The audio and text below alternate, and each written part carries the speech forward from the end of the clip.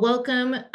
This is our ICWA Community of Practice meeting 6 already. And as I said, my name is Ashley Chamey McNeil, and I'm really glad to be your facilitator for today and for the next several, at least COP meetings moving forward. And we are convened by Julie Burke from the Montana Court Improvement Program. And it's been such a pleasure to work alongside of key designers who have been on this road for a while and those who have come in specifically for our meeting today. And that includes Brooke Barricker-Taylor and April Barnings, Katie Sharp, Jen Murphy, who will be joining us, and Edith Coleman. So thank you so much to everybody who has convened us and designed our time and space that we get to share together today. So as folks are continuing to join, I know folks are coming in from other meetings already, even though we're top of the morning.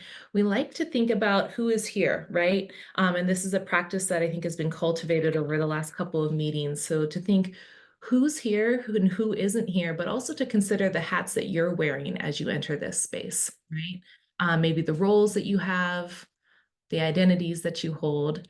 So with that, I'm going to launch a poll here. And if you could, I hope that folks can see it on their screen. If somebody could give me a thumbs up if you can. Super, thank you. So this is just a quick attendance poll. We'll give you a couple minutes. You should be able to select multiple choices because we all have many identities and wear multiple hats.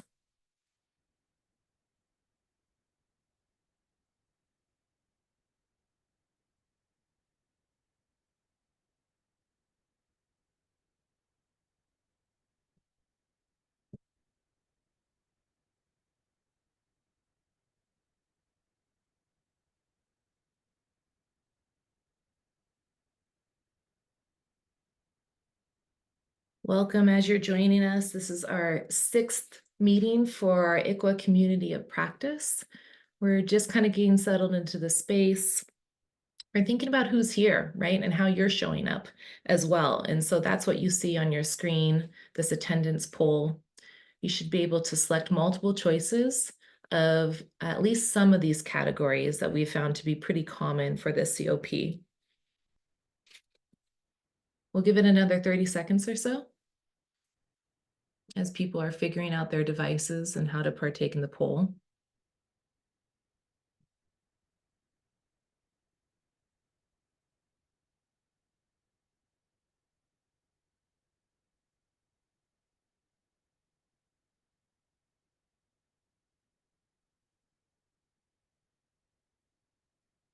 Okay, last 10 seconds.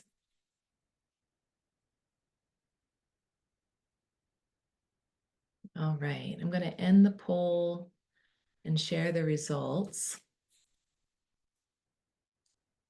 Let's see, are you all able to see the results of, no? Okay. I will read this out to you. I'm not really sure how to make sure that your screen can share. Maybe if I stop share. I'll just read this out to you. We have some folks, a couple folks who have identified as ICWA experts and caseworkers, a few folks who have identified as people with lived experiences, about half a dozen folks, it looks like, who have identified as working within the Montana child welfare programs.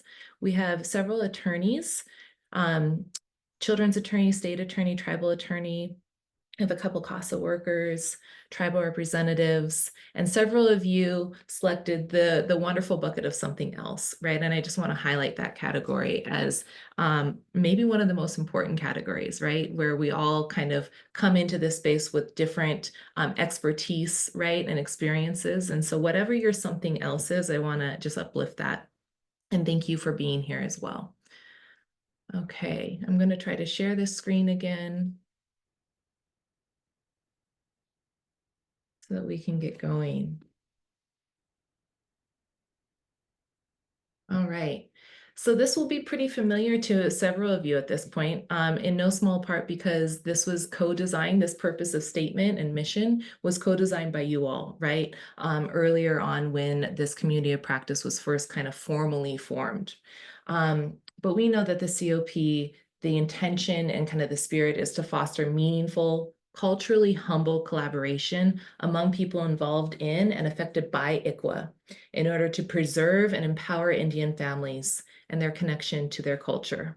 So thank you for showing up with that intention and spirit today. And just as a reminder, right, this community of practice is a little bit different than maybe like traditional committee work, right? This is not a working group per se, but rather it's really a learning community. And so when we think about communities of practice, you'll hear me often interchange that with like a learning community or community of learning, right? Because for our purposes, and in my mind, these things are like deeply woven together, all right? And what that means is that this is a space really to establish relationships, to share understanding, right? And to learn together, right? And to really kind of uplift that learning practice in a way that is generative, right? And that is open, but that also is secure. So everybody belongs here, whether you are somebody who has really deep experience and expertise in ICWA, or if you are somebody who is admittedly, short on some of these learning practices and you want to like level up your game, and this is your space too, okay? So this is our sixth meeting, as I said at the beginning. You all have done a lot in order to get here, right? This is my attempt at trying to show this like kind of meandering path, right? Because I think that any kind of community that co-designs and nourishes itself in the way that you have, it's not a straight line from A to B, right? It's not teleological in that way. So this community of practice had its kickoff and started last October. So we're almost at a year that you all have been in this work together. You spent time refining your purpose statement, which we just went through, that beautiful purpose statement. You've had a couple wonderful guest speakers, including Kyle Spang and Sheldon Spotted Elk. And then last meeting in June, we really kind of took some of the frameworks that had been developed the previous two meetings and started diving in to different types of active efforts, right? So we talked about what active efforts were, and we really particularly zoned in on how to imagine and uplift, improve trust as part or as an expression of active efforts, okay? We have two more meetings in the books, on the books for 2024, which will be October 17th and December 19th, right? So the cadence is that the COP meets every other month on the third Thursday of every other month. Okay. Any questions about that? This is all old hat to you all, I know. Okay, great. So our focus for today, and really that's going to carry us through the rest of the calendar year of 2024. We're going to continue to be digging into and thinking through the dynamics of active efforts, right? Today is going to be a very practical kind of meeting, right? We've done a lot of exploration about what active efforts are in terms of like how they're defined, what some of the more abstract understandings of how we support Indian families through active efforts could be. And so now we're going to try to dive into like some practical kind of on the ground story sharing and then also resource development, right, amongst everybody here. So what that means, our scoop for today is as you see on your screen, right? So we are going to be sharing a couple stories. Edith and Jen have, been in this work for a long time and have some insights that they're willing to generously share with us around what are some best practices, kind of like boots on the ground best practices, right, around ICWA active efforts. And then we will also be doing some small group breakouts where everybody will get a chance to be in community together to think about what are some resources, right, for folks who want to engage in more learning and training, right, around ICWA that you know of, right? As we were sitting in our design team meeting a few weeks ago, we realized that, hey, what are some of these resources or what are available to folks who may want to learn more, right? And we thought, well, it might be really helpful if we leveraged all the insight and all of the knowledge from this group already and create a kind of a resource bank, because we didn't know if a resource bank like that already existed, right? And if it does exist and we encounter it later on, maybe one of you know about its existence, then perhaps we could add to it, right? And make this available to even more people. Okay. So as part of that crowdsourcing of resources, we're going to give you a couple examples of some resources that are just top notch and that already exist and are available for you to access today, right? Or for you to share out today. And so Brooke and Heather will be giving us a couple examples of some top notch resources that are already available. Okay, and then we'll do some sharing of what your groups were able to crowdsource in terms of learning and training resources. And we'll do some closing, right? Some reminders and reflections. And that will be our 90 minutes together. Any questions on that? Clear as mud? Yeah. Okay. Sounds good. We're going to save some of the reflections that Edith and Jen will be. Oh, actually, hey, Jen, do I see you here? Hey, yes, I'm here. Hey, Jen, it's so good to see you. Great timing. You were called into this space because we are just shifting into this block of sharing some best practices, right? Around kind of the practical application of what active efforts for ICWA might look like. So I know that you are probably just turning your mind into this space, but I'm wondering if we can keep with the schedule and go ahead and do this story sharing of best practices. So Edith, if you are still here, I'm scrolling through all of there I'm you are. here. Hey, Edith. If you don't mind, I'll go ahead and hand the baton over to you to share some of your insights of best practices for active efforts. Um, well, compassion, we did a thing in June, and I have the quote right here on my desk where I can see it every day, that empathy and compassion are stress buffering emotions. So what that says is, to me, excuse me, I thought I had that down.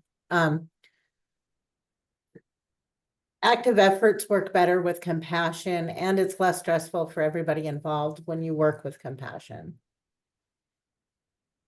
And it definitely is in the cases, and I have cases throughout the country, Idaho, Washington, Oregon, California, Wyoming.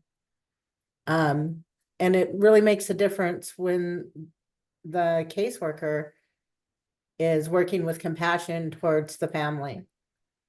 Those cases get dismissed really quickly. They're not in court for 4 and 5 years. And I just think that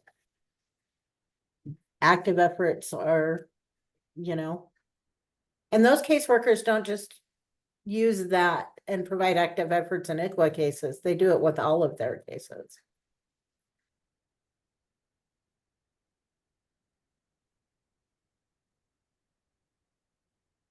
I just think it's important. Active efforts need to, be a priority.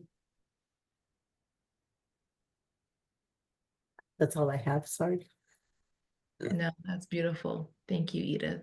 And I appreciate you bringing into this space a reminder around compassion, right? It was something that we kind of skimmed the surface of, I think, last time. And the conversation ended up pulling us, more into this idea around improved trust, but compassion is part of that improved trust, right? And I Definitely. think, I'm really excited that the design team has led us into the scaffolded approach. We're going to really refocus on compassion during our October meeting because this seems like such a deep need to explore, right? Like it's easy to say be compassionate, but what does that mean? What does that look like? What does that feel like, right? I So feel like it's an integral ingredient in the work that we all collaboratively do. Yeah, and I imagine multi-directional as well, right? Compassion for others, but also how does that manifest for yourself too, in order Yeah. to sustain this work? Yeah. Yeah. Well, thank you for sharing some of your insights, from your position. And Edith, can you just remind us, for folks who may not be familiar, kind of where you're coming from, the hats that you're wearing Um, as you're here? sure. I first got involved with ICWA with my own granddaughter. So lived the practice. And I've been a case manager for adults with developmental disabilities most of my career. And then I got the job with the Little Shell Tribe as their ICWA caseworker. And I've been doing that for a year now. That's great. Thank you, Edith. Um, Jen, I'm wondering if, let's see, I'm trying to see where you are, if you're still on. I'm still here. Oh, great. Oh, there you are. Sorry, I had to scroll through the pages.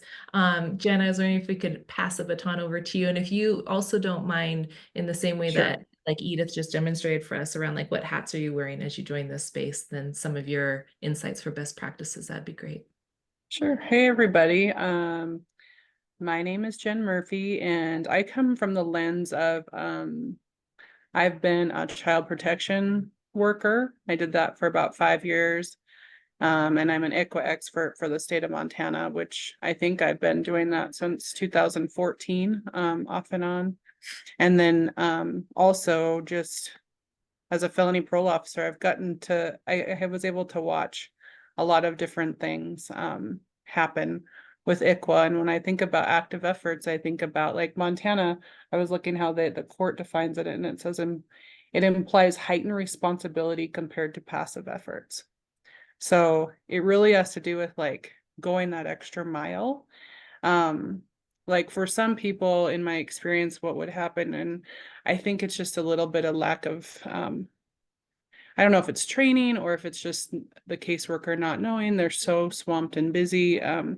But like if you make like you could make an appointment for somebody, or you could take them to the appointment, right? Like there's an active effort would be going above and beyond and taking them to the appointment, or making sure they had that ride and arranging it for them. Because a lot of our families need that. They don't have um, the ability with different traumas they've experienced, the different things that they're going through, to do some of those things that we would think is, we'll just make the appointment. Well, it's not that simple for some of these people. So going that extra mile and just being able to ask what they need, like reflecting upon what each individual case needs, and not being afraid to, they're the expert in their own life. They know what they need. So being able to say, I don't know what you need, but I'm willing to help you get what you need, so it's just a lot of going that extra mile, being able to be with them in that space, and just again, just going that extra mile. I mean, I think that, yeah, exactly. Ashley just said they're the expert in their own life. I mean, it's so true, and so it's just, I think that if you have any questions about, active efforts, it's like asking an ICWA expert. Like I wouldn't care if people called me and had any questions. I mean, I don't know how other people operate, but if you have a question, just ask. You know what I mean? Like there's no shame in asking. I think that's how we move forward, and able to meet these expectations and be able to reunite these families better, because that's the goal, is being able to get them back together. So I don't know if that helped, but It did. Yeah. Thank you, Jen. Yeah. And that was, yeah, being an expert, that they're the expert in their own life, that I just uplifted that. It's something that I'm going to keep thinking about that you just said. Um, I'm wondering, as everybody is here, and for those of you who are able to come off mute, or if the chat is available to you, I don't know, some folks might be joining from mobile, so it's a different beast. But this idea of being a learner, right? And like being okay with asking questions. seems to be a thread that comes up both in Edith and Jen's kind of insights and stories that they just shared, right? Because I think that asking questions is also a form of kind of showing some compassion, right? And I'm just wondering if this idea and this practice of asking questions and really understanding that there's a lot of learning that is continuously needing to happen throughout this process. Like, is that a normal practice for you all, given like the areas and programs, and teams that you're coming from? Or does that feel kind of edgy? Does that feel kind of, against the grain of what's normal within your own teams and, spaces?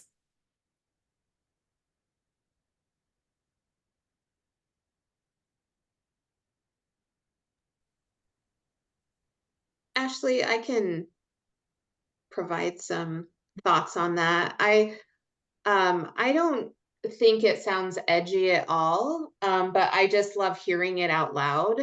So I totally appreciate Jen saying that. I don't know what you need. Like that is such a great line that I love, that I would just love to hear at the workers use with every family that we work with. So it's not edgy, and I think that absolutely is the spirit of most of the folks that I encounter working with families. But I think it's more just a matter of being mindful about that and remembering that and then implementing it. And so, well, I think we all have that intent, at least in some jurisdictions who have, a higher caseload. It's hard to slow down, I think, and to implement some of those practices, where sometimes it can feel just like, we're just going along to get along. And because, as Jen said, everyone's overwhelmed in this system. And so I'm just thinking about treatment plans, to really sit down with the families when we're not rushed, and then to say what Jen said, I don't know what you need, but I can help you. And what you tell us what you think we need. I mean, that would just be amazing, rather than giving parents a treatment plan with the boxes already checked. I love that. I just wanted to say too, I mean, even with treatment plans, when I would see treatment plans, it's like you just put in the basic check marks, like CD treatment, like parenting classes, instead of asking them, like, because sometimes it's a symptom of what's going on underneath, right? Like they're using for a reason, right? There's something going on underneath, and creating that curiosity, like that's all you have to do is be curious about their life, and it kind of takes out that judgment piece, right? Like it's just, I'm so curious, like how you got here and what you need to be a successful adult, and being active in that effort is just, I think it can be really cool. So Mhm. I think that was really powerful, right? This, like, the ways and just as like a practice to pull forward even more broadly around, like, if you're turning and choosing to lean into curiosity, that means that there's not as much room for judgment, right? Or like, objective knowing, right? So that's a wonderful disposition, kind of like habit of mind, maybe even a habit of the heart, right? That, Brooke, to your point, can be something that like is developed like a muscle, right? In practice and enacted. Yeah. Hi, Yeah. my name is Yolanda Page, and I'm an attorney for the Confederacy of the Shinnecoin Tribes. But I think, though, you're not going to have the clients, and you're not going to have them coming forward and saying what they need, because they don't really think they need and they should be in here in the first place. So I think it's a matter of that you have to have somewhat of a box checking thing, and you need to go over it with them to see whether how these things can be accomplished, are going through every single one of them, whether it's like the refrigerator list that we call it, per se, in some of the jurisdictions, is that we still provide something for them, like a guidance that, from the treatment plan, instead of just giving them the treatment plan and saying, here it is. We like to refer to it like bringing it, like as a checklist refrigerator list so that they can go through it and see that this is what needs to be done, this is where you're at, and how can we help you in accomplishing that. Other than, I think what Jen said is that you can't just make the appointments, you got to make sure that they're able and capable of getting there. And that even if they have a planner, that some of them, for the, this is where you're scheduled at, this is how it is, let's get your planner out, let's do this or that. So they're visual learners. I mean, I think everyone, and that's the thing, is that they want to be able to see it and what they have in front of them instead of just trying to remember it, or if it's on their phone, or if it's on this checklist or on the planner. I mean, it's needed, I think, because when you ask them, they're not going to tell you that what they need. That's it's a pride thing, and it's a thing that they don't think they should be there in the first place, and they're not going to want to reach out per se to say this is what we really. I mean, some of them might, but a majority of them won't. That's the, I've been practicing for a while, and that's always the thing. And they're okay with maybe doing it one-on-one, but when you're in a group setting or before the courts, they're not going to want to say anything before to compromise that they think that they need this help. I love that, Yolanda, too, but I think that you're right. I think you got to have a list and then kind of go through and like weed out what they do and don't need. And I think another thing that's really missed with some of these people is they might think they can do it, and they wake up and they have a major panic attack or anxiety attack, and they just can't do it.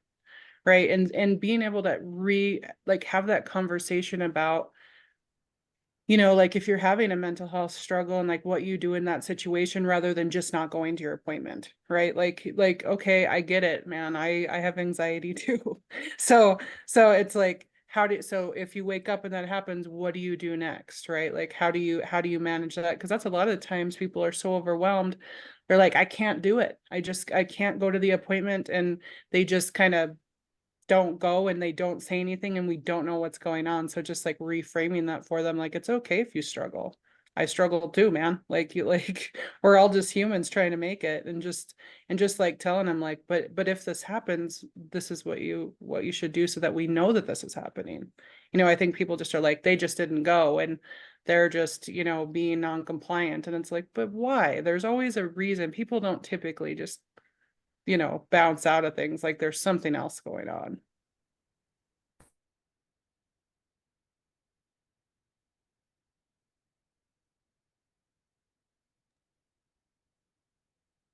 Yeah, absolutely. And Heather, uplifting that curiosity aspect again. Yeah.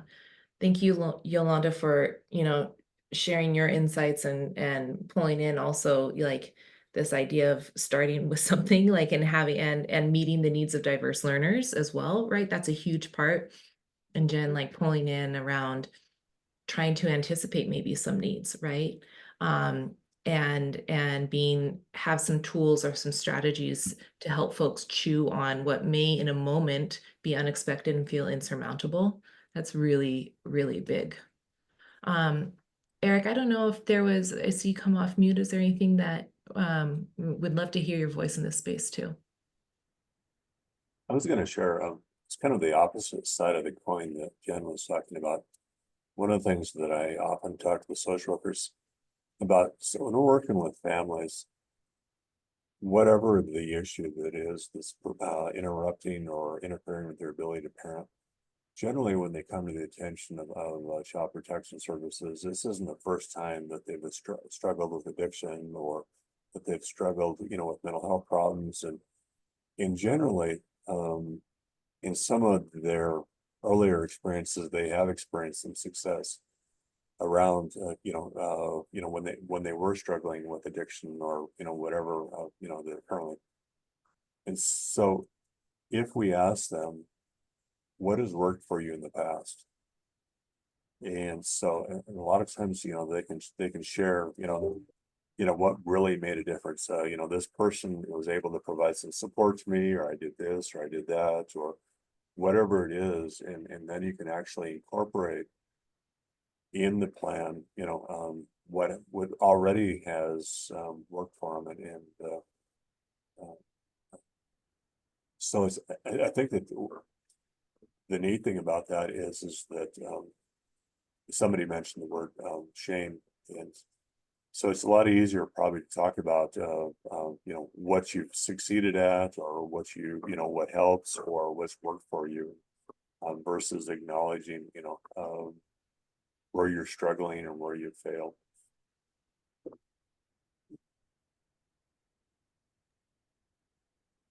Yeah, absolutely. Thank you, Eric. Some of these like practical, you know, strategies and ways to frame that connection, right? Are just really resonating. And it makes me think too, back to some of the conversation that we had in June around ideas around improved trust, right? Where like maybe like how these are kind of like braided together, right? So foregrounding somebody's own experience and understanding of what does work well for them or how they do learn, right? Their successes, right? Is also a way to improve trust, right? So yeah, all of this is kind of really nicely braiding together, and I appreciate these insights. Does anybody else have something top of mind or top of heart when you're thinking about what's been shared so far? And also just your own experience around like, what are some of these best practices that you've seen or that you yourself, you know, bring to the table when it comes to ICWA active efforts?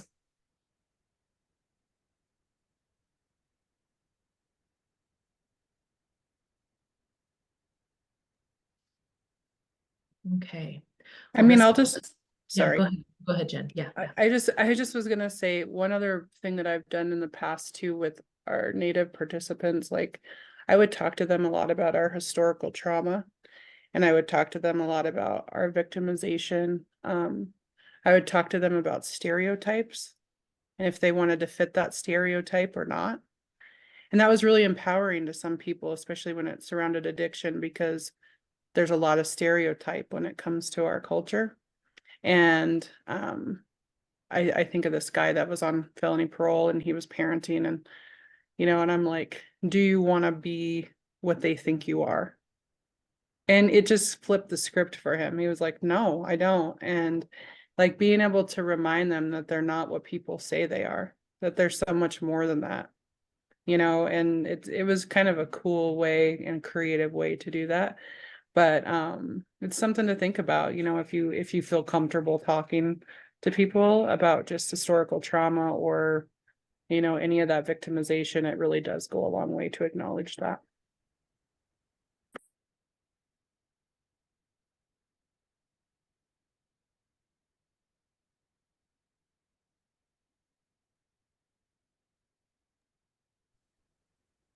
Yeah, these are really powerful insights. Thank you. Makes me think of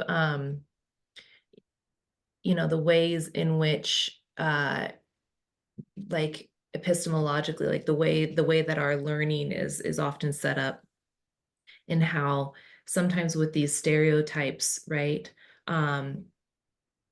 Like we learn and are taught kind of subliminally or unconsciously to assimilate into those stereotypes. And so sometimes it does take that very direct kind of expressive you know, surfacing of like, hey, this is something that you don't have to partake in if you don't want to, right? And to name it, like the power of naming it can be really powerful too. So yeah, thank you. Thank you for bringing up this like huge range of really, really high impact strategies. Right. So to continue on with some of our, you know, practical, like, here's how we can actively implement some of these active efforts, right? Learning is a big part of that. Learning is obviously cornerstone to our community here, but it's also just a big pillar to a lot of this work, right? For folks who are working within ICWA child welfare. And so to that end, we have highlighted 3 resources that already exist out in the world. You can like click on it right now, like immediately accessible resources that we wanted to highlight for you as a way to start pulling our minds into the next task after that, which will be crowdsourcing some additional resources around ICWA learning and training. Okay, so just to give you that little sight line of where we're going. So to that end, I'm going to go ahead and share my screen again and pass the baton over to Brooke and Heather, who have some resources that they're going to give us a little bit of background to. Let me see if I can't share my screen again. And explanation. And I will also, Brooke and Heather, I will be dropping those links as you're kind of talking through them, so folks can go ahead and access and pull up those websites on their own device as you're kind of giving us the summary and background. Okay, so Brooke, do you want to take it? Whoops. Sure, absolutely. Thanks, Ashley. Yeah, these are, I mean, obviously there's so many resources, so I'm excited to do the crowdsourcing. All you have to do is Google ICWA, right? And a million things will come up. But some more recent resources developed by some of us locally is this e-learning module through the University of Montana Center for Children, Families, and Workforce Development. So Heather and I are on the ICWA subcommittee for the Court Improvement Programs Steering Committee. And as part of that subcommittee, we worked with John Gwynn, who I saw was on the call. I'm not sure if he still is. But John Gwynn is a contractor with the University of Montana who contracts with the CIP, but he really took the lead in creating this e-learning module, which there's two of them on the web. One is an ICWA Basics, which is about 1.5 to 2 hours if you go through the whole thing. And the other one is a QEW training, which is 2 to 2.5 hours. And what's so great is I think these resources are great for, you know, a social worker entering the field or a social worker who's been doing it for 5 years and needs an ICWA refresher. It's great for a CASA who's just coming, you know, is having their first ICWA case. I think it's awesome for an ICWA agent who maybe this is, they haven't done this work before. I mean, truly for any stakeholder, I think it's really helpful. So not only does it go over some of those basics that are super important, right? Like placement preferences and identifying an Indian child and what that means. It has it has statutory citations. And then when the Montana ICWA was passed in 2023, John was great about going in and updating it to include new citations and some of the changes in the law. So it's super easy to create it. It's a safe account. You just go in there and create it. You'll get a username and password. And also it does generate a certificate of completion. If that helps you, you can, you know, put that on your CV or just have in your folder to feel proud of. But that is a pretty cool resource that I encourage everyone to take a look at. Do you want to talk about moving the dial, Heather? Sure. Hi, everyone. I'm Heather Webster. I'm the Deputy Chief County Attorney in the Yellowstone County Attorney's Office in our DN division. And as Brooke mentioned, we've been lucky to participate in the Court Improvement Program for quite some time. In 2020, we started doing Moving the Dial conferences by Zoom because it was November of 2020 when we first started. And on this website that Ashley linked, we have all of the Moving the Dial programs that we have done. The June 2022, those dates that are on there, when you click on those, it has Brooke and we did a PowerPoint that was part 1 of some ICWA instruction and information. And in that one and in our October session, both of those have tips and tricks for different stakeholders. So I believe that everyone on this call, we had some tips for attorneys, judges, CPS, tribal members. And one of the things that I really wanted to highlight was on the October 26th of 2022 and October 27 of 2022, there are, in one of them is a tribal panel that has a number of tribal members talking about the impact of the ICWA and practices in their tribes. And then on the 27th was some lived experiences that are on there of people who have had ICWA cases over the years themselves. I also, even though this isn't then ICWA case or ICWA specific, the ones in December of 2023 also have lived experiences on there of people who had been in foster care as children. And I believe there was a foster parent as well. And so you can really easily on those videos kind of scan through and see who's presenting and be able to get some of that information. I just think all of those are so important. So yeah, that's the moving the dial part.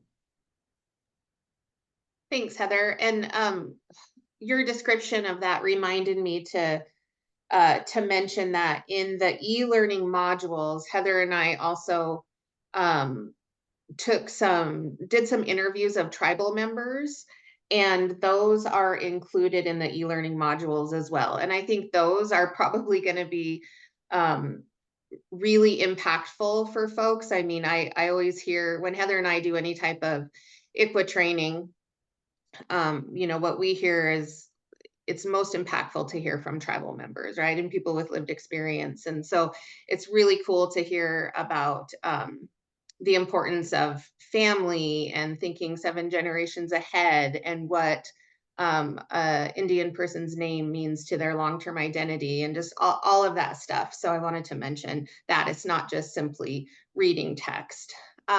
The other resource that we're highlighting today is the Lumni Child Welfare Comprehensive Guide to Active Efforts.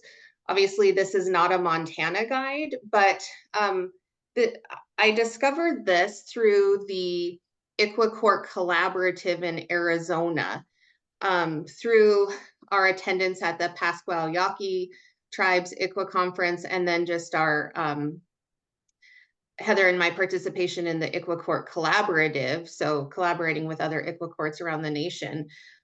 We've developed a relationship with those ICWA courts in Arizona, and they so generously invite us to their, I can't remember if it's monthly or bi-monthly, but trainings. And so one month they had a training on active efforts and provided this guide, and it is, it's provided on, it's available to the public on the web.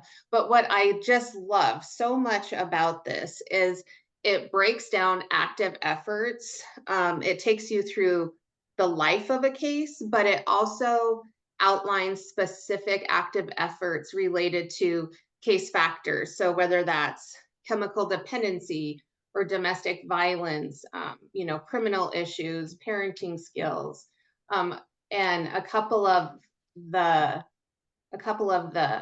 categories are active efforts related to service referrals. So Jen was talking about that at the top of the hour about it's more than just providing the parent a list of providers, right? We have to go above and beyond that. And this guide gives like 5 examples of how to do that. It's just awesome. And then it also says what would not meet active efforts, for example, related to service referrals. And then the other thing I love about it is it really hits on the spirit of the ICWA in this guide. So it talks about active efforts related to connecting children to their culture and tribe and what that looks like. So hope that you will all find it as instructive and helpful as I did. Yeah, thank you, Brooke and Heather. These are wonderful resources. I went down a rabbit hole several nights ago just in that Lumni Child Welfare, the guide, that PDF guide that we linked here. And it's really wonderful, right? Like it's highly approachable. There's a lot of definitions. There's a lot of like, you know, really kind of scaffolded examples that help take you through the guide. So yeah, I second that as a wonderful thing to check out. All right, so those are just a few examples, right? I'm going to go ahead and stop sharing this so that we can all see one another again. Okay, so those are a few examples of really top-notch resources that are immediately available to you, right? So we will like do some follow-up and make sure that everybody has these links again if you weren't able to access them in chat, as Brooke and Heather were giving us those wonderful overviews. But we know that there's more out there, right? We know that resources also, you know, in terms of how we might approach resources for learning and training around ICWA, are not conditioned only to PDF guides, right? Or to e-learning modules, right? Or to even wonderful conferences, right? And so we want to think expansively around what kind of opportunities for learning and training are out there, right? What spaces, what practices, what people might already be out there, that we can start kind of collating together and naming, and that we can make available to folks who are interested in continuing to develop, right, their own learning and train for ICWA. So to that end, we are going to go ahead and go into breakout rooms. And we'll spend the next probably like 25 minutes or so in these breakout rooms. Because this is a learning community, I wanted to try out this new to me kind of tool that Zoom has made available called whiteboards, in which we all get this like space by the value of being a participant in this Zoom call that you should be able to access immediately. So let me just kind of break down how this is going to go, right? We're going to spend the next 25 minutes in your breakout rooms where you all are going to be thinking about these following questions, right? Around developing kind of and crowdsourcing a list of resources, right, for learning and training. So yes, articles, reports, case studies, guides, right, that you might know of, whether they are from Montana or from outside Montana, or tribes outside of Montana, right? Anything that you know of, right, that could support ICWA learning, absolutely identify it. But also think about who or where, you know, other kind of sources where you know that like folks may be knowledgeable, or centers, right? Or maybe learning institutes, right? Where are some best practices or trainings already occurring? And thinking about what are some, you know, coming back to this idea of active efforts, right? Like where are some other spaces of maybe conversations around these best practices emerging? And then finally, how could you yourself be a resource to somebody who is seeking additional learning and training for ICWA? Okay. So to that end, I'm going to go ahead and open up these breakout rooms. Here's the scoop though, okay? And this is, again, new to me, so we're all going to learn together. Let's see, if I go to existing whiteboards and if I open this board. All right. I think this is being shared right now. Do you all see like a whiteboard right now? I see some of you kind of skirting around it. Okay, so this is something that we can kind of learn together and share. So what you'll see, how you navigate this space, right, is that if you're more familiar with like maybe Lucid Board or Lucid Spark, this is a very similar version, right? Or like a Miro board, it's another version. Google used to call this Jamboard. It's all the same thing, right? If you're familiar with it. But what we're gonna do is you're gonna have breakout rooms based on these colors, okay? Yellow, orange, pink, purple, green, blue. There's gonna be maybe 3 or 4 of you in each breakout room. And you're going to have plenty of time to be thinking about what are some of these resources, right, around ICWA learning and training that you want to make sure others know about, okay? So for each resource that you think of, you can use a Post-it, or maybe you want to cluster them on a Post-it. It's up to, you know, your discretion of how you want to do this. If you need more Post-its, you just go over here to the toolbar, right? And then you go ahead and click a sticky note, you click which color you need, and then it creates another one and you can move it around to wherever you want it, all right? So this is the idea. I'm going to go ahead and open up these breakout rooms. And again, you're going to have maybe 23, 25 minutes for this. Any questions about what you're doing for the next several minutes together? You might have to shout it out because I can't see everybody at this point. Way too many windows open on my little computer. All right. Here we go then. with these breakout rooms. And I will see you. I'll be sending messages, but I will see you in several minutes. Okay. Thanks all.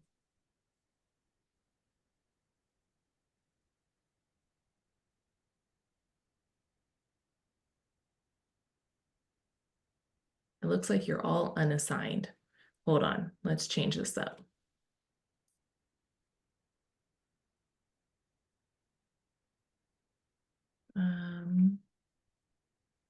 Okay, I'm going to go ahead and go through and assign you to these rooms. So one by one, you'll be stepping out.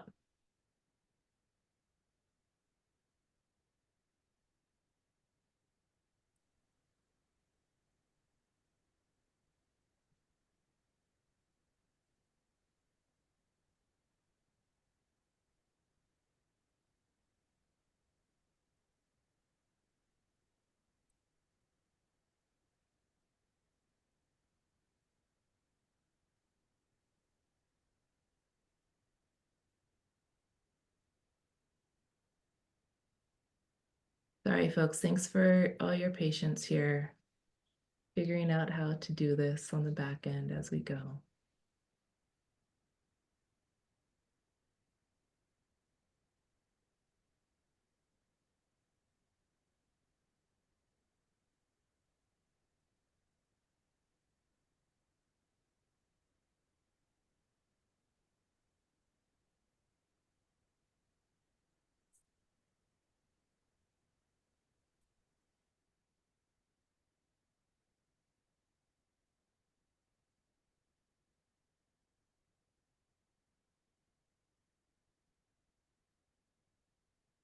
And then Edith, I'll assign you to, how about the yellow group?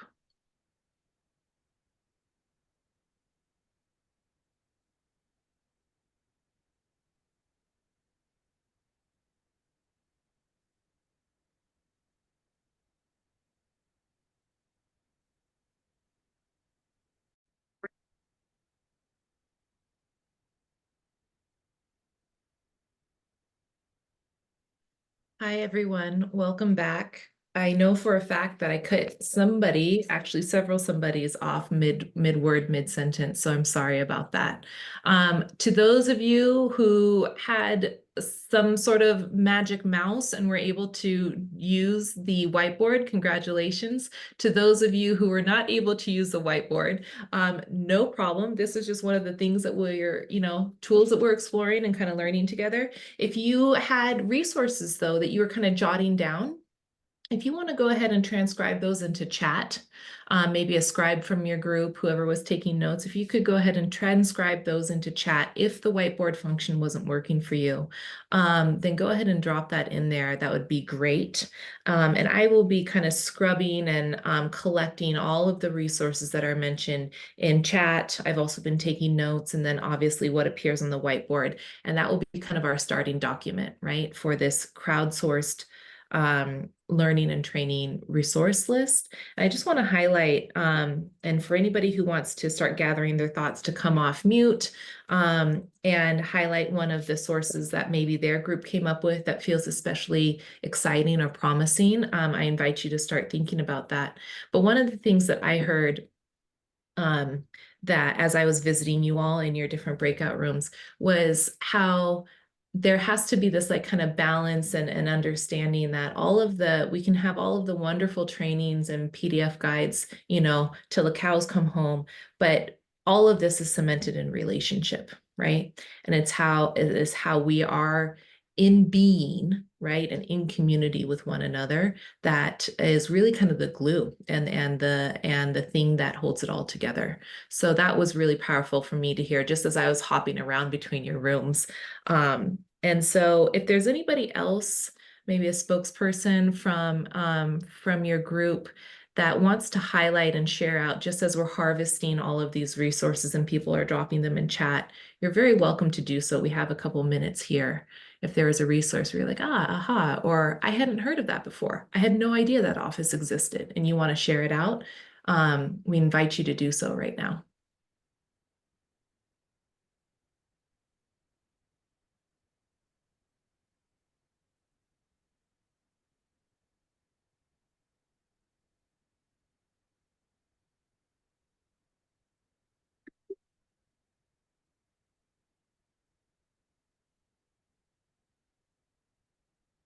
Yeah, seeing a lot of really great ideas coming up in chat. This is awesome. Thank you. Um, yeah, Capacity Building Center for Courts, Andy Yost. Yeah, Andy and I work together a lot on some other projects that we do with the state of California. So it's fun to see his name pop up. I'll have to text him after this. This is wonderful. Thank you. Oh, this is really cool. A language class. That's awesome. Eric, can you speak any more to that? About like how you know about this resource?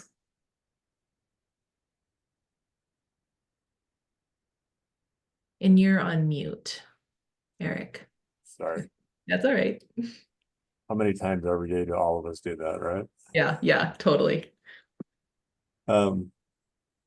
So I guess just put it in context. So I'm the administrator for Child Protection Services for Eastern Montana. And so part of that is we actually have an agreement with Fort Peck Tribes. We provide child protection services on the Fort Peck Indian Reservation. And so one of the things that so the tribal court judge with Fort Peck Tribe, there's two judges here our cases, but when foster families are in court, the judge is constantly or consistently, I should say, asking the foster families, what are you doing to make sure that the children that are in your care are connected with your culture, and you're reconnecting them with their culture and their family. And unfortunately, I mean, some of the kids are placed on the reservation in Miles City, and a lot of the foster families in Miles City wanting to, what is expected of them, but they're actually really getting excited about, what can they do to help the kids stay connected with their family and with their culture. And so one of the things they've been doing is reaching out to Fort Peck tribes, and the tribe actually is now sending a language teacher. I think there's like, I think they have like 5 or 6 different dates where foster families and the children. So they actually have, I think, 2 groups. So a group for foster families to go to help learn the language, and then another group for the foster children to go to, and for them to become reacquainted or taught on their language. So That's awesome. Yeah, very cool. Amazing. Thank you. So glad. Yeah, that's language and knowing, right, are so deeply entwined. This is really powerful. Cool. Thank you. Just skimming through some of these resources in chat. I was also looking at the whiteboard. I'm really excited to organize them. This is going to be a living document. Julie Burke has given us permission to, after we get everything organized and all the links, kind of sorted, that this can live on the CIP's website under the ICWA and ICWA COP kind of tab. So this will be something that we'll be sure to share back with you all once we get it organized and it's up online, so that then you can share out, right, this this link to others if anybody's asking you, right, about some learning materials. So thank you. We are at about that time, folks. So we're going to start wrapping this up and let you get on to the rest of your day. So before we do, I want to make sure that we share with you. Hopefully this is viewable again. Oh, those were your questions. Where we're kind of going, right? So this practice, this community of practice, these every other month meetings are made possible because members of your community designed them. right? And so we're really fortunate that we have a cool structure where we have some folks on the design team who are kind of long-term members, so they stay on for several. And then we also have this open seat, right, of rotation, where we ask additional volunteers to volunteer to help design the next COP meeting, right? So huge shout out and thanks to Brooke, April, and Katie, who have been kind of the stalwart designers for June's COP meeting, this COP meeting, and we'll continue on into October. But we have space, right, for our single meeting designers. So if you would like to volunteer to help design our COP meeting for October, we would love to have you join us, right? We have a broad kind of container already set, in which we'll be diving in more to compassion. And that will be a good setup for us to dive into our final meeting of the year in December, in which we will have a guest speaker. And I'm wondering, Brooke, do you want to give us an elevator pitch of who our guest speaker will be in December? Sure. So if you were on on June's meeting, I kind of introduced that article from and hopefully I'm not slaughtering his name, but Vivek Sankaran, who is a clinical professor of law at the University of Michigan Law School. And he wrote that amazing article on compassion, does a lot of work in compassion science, I believe teaches yeah, Kelly knows, teaches us a compassion class at Stanford. So he's going to be joining us along with Sherry Fremont, who is an Indigenous lawyer with Casey Family Programs. She's a member of the Turtle Mountain Band of Chippewa Indians. And she also has really done a lot of work in this area, and some of which I believe is in partnership with Vivek. So super excited for them to come and talk about collaboration and compassion as it relates to active efforts in our work, and for Sherry to really add that Indigenous perspective. Yeah, I'm so excited for that. That's on our books already for December. So our October meeting is our chance to really kind of get our community poised for that, right? And to get some pre-thinking and some sense making going, so that we can go into our final meeting in December really ready to receive and be in community with our guests. Okay. Yeah, thanks, Heather, for dropping that link. Okay, so hopefully that was a teaser. Everybody's chomping at the bit, if you're not already on the design team, to volunteer for next month's. And so go ahead and reach out to Julie Burke, jburke3@mt.gov, if you're interested in being on the design team for next month. And as a closeout, and as people have to go, which is totally fine, right? But these are some closing questions. And if you're able to engage these, that would be wonderful. But on a scale from 1 to 5, to what degree was these last 90 minutes, right, worth your time, quote unquote, right? And then if you're able, what would make it better? And then very importantly too, again, this was kind of a practical implementation, boots on the ground type of strategizing and sharing meeting, right? So what's one thing that you can do that aligns with active efforts between now and October, right? What's one takeaway that you can have? So we have a couple minutes to do this. Thanks for participating. Ashley, can you put that up again? I'm not seeing it for some reason. I don't know.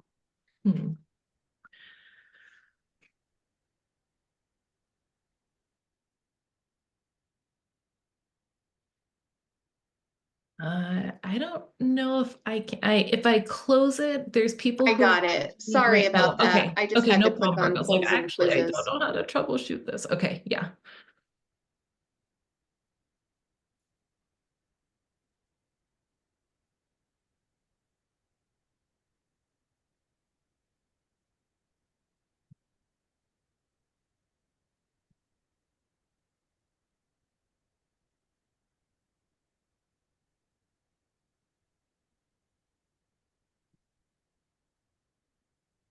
All right. So take another 15 seconds or so on this poll.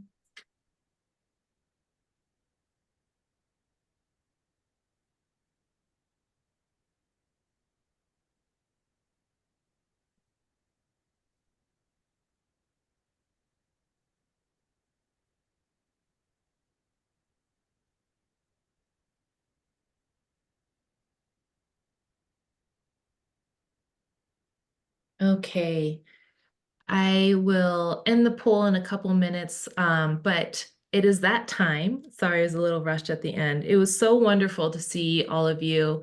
And for folks who had already had to go off to their meetings, just want to say, give them a shout out too. Thank you for being in this community. And we really look forward to seeing you on Thursday, October 17th at our next COP meeting. Okay, I'll hang out if you have any questions, but otherwise, be well. Have a great rest of your day. Thanks for being here. Bye, everybody.